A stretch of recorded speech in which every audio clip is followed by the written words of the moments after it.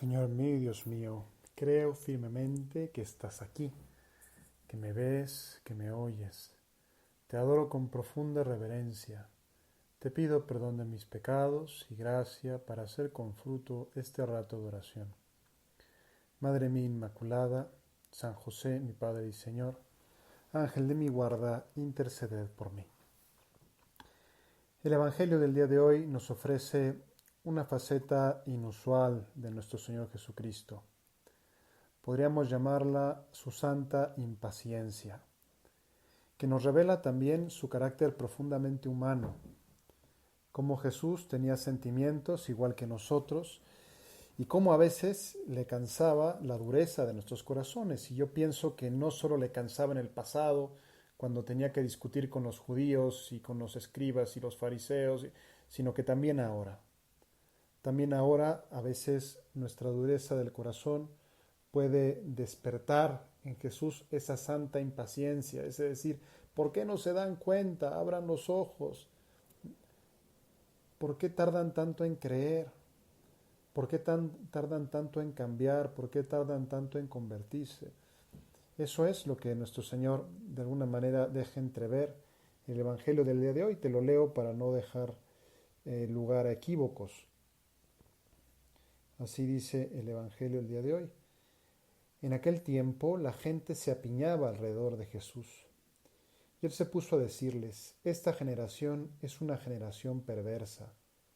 Pide un signo, pero no se le dará más signo que el signo de Jonás. Pues como Jonás fue un signo para los habitantes de Nínive, lo mismo será el Hijo del Hombre para esta generación.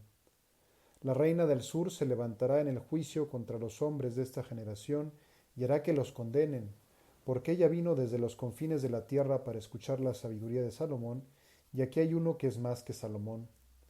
Los hombres de Nínive se alzarán en el juicio contra esta generación y harán que la condenen, porque ellos se convirtieron con la proclamación de Jonás, y aquí hay uno que es más que Jonás. Y se ve el dolor de nuestro Señor Jesucristo por la tardanza a convertirse de las distintas personas, de esa generación a la que le estaba predicando con toda su pasión, con todo su entusiasmo, y no paran de pedirle signos. Y hay que ponernos a pensar, Jesucristo se la pasaba haciendo signos, se la pasaba haciendo milagros, y sin embargo, hacía milagros no eran suficientes, les pedían otros signos. Y quizá nosotros somos un poquito como esa generación que estamos buscando siempre cosas aparatosas, cosas llamativas, signos. No siempre es malo pedir un signo. Hay gente muy buena que los pide. El otro día escuchaba un testimonio muy bonito de un hombre que toda su vida le había pedido a Dios el tener una señal antes de morir para prepararse bien para morir. Y alrededor de 15 días antes de su muerte, ya era una persona mayor, ¿verdad? Su hija, una persona madura, tuvo una pesadilla súper real en la cual pues veía que su padre moría y al día siguiente se despertó con una grandísima angustia y le contó a su padre, papá, soñé, pero con una viveza increíble que te morías. Y el papá le dijo, quizá es el signo que he estado pidiendo. La hija era incrédula, era escéptica y había abandonado la práctica de la fe y justo pues se burlaba de esa aspiración de su padre de pedir un signo. Y claro, cuando 15 días después se murió su papá, efectivamente de una forma sorpresiva, ya mayor, pero de una forma, sí, se puso mal una tarde y se murió la noche siguiente, una cuestión así, pues fue el inicio del camino de conversión de su hija, de volver a la fe, porque ella era consciente de que su padre le había dicho siempre que les pedía a Dios el tener un signo. Cuando ella tuvo la pesadilla, le dijo a su papá, pues quizá ese es el signo que me da Dios, y efectivamente hizo una buena confesión y todo antes, y luego se murió. Bueno, pues hay gente muy buena que pide signos, pero lo que nos está diciendo aquí nuestro Señor Jesucristo es que no se le dará otra señal que la de Jonás. ¿Y cuál es la señal de Jonás? Jonás nos narra la Sagrada Escritura, pues estuvo 3 días en el vientre de la ballena y la ballena lo escupió. Cuando Jonás huía de la misión que Dios le había enviado, pues finalmente tuvo o sea, Dios lo volvía abruptamente hacia, hacia su misión. De hecho, la primera lectura del día de hoy de la misa pues, nos recuerda precisamente esa misión de Jonás. Pero claro, Jesucristo utiliza esa imagen de Jonás 3 días en el vientre de la ballena como imagen de los 3 días que pasó nuestro Señor Jesucristo en el seno de la tierra, esperando la resurrección. O sea, ¿qué es lo que le está diciendo Jesucristo a esta generación? Mi única señal, la señal fundamental, es la resurrección. O sea, si ustedes quieren creer en mí, van a creer fundamentalmente por la resurrección. O sea, no me faltan señales, no me faltan características. He hecho muchos milagros, multiplicaciones de los panes, de los peces, resurrecciones, devolver la vista a los ciegos, oír a los sordos, caminar a los cojos.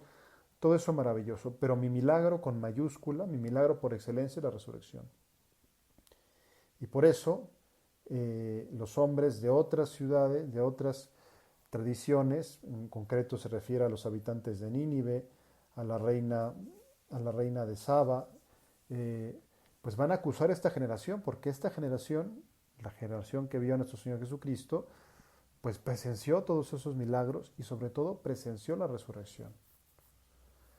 Pues nosotros, ojalá que no tengamos esa actitud de andar pidiendo milagros continuamente, de andar pidiendo cosas extraordinarias. Milagros nos sobran con los de los evangelios. Y el milagro fundamental, por excelencia, la señal, es la resurrección del Señor.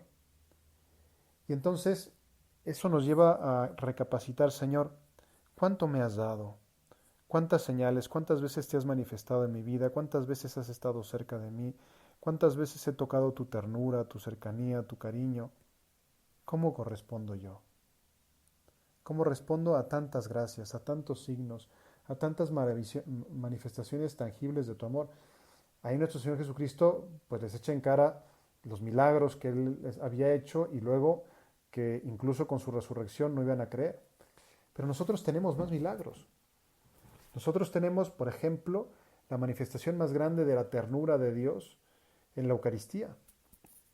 O sea, ¿qué manifestación más grande de cercanía de Dios que la Eucaristía? Jesús, ¿cuánto te has acercado a nosotros? Que te podemos comer, que te podemos recibir. ¡Qué milagro más grande!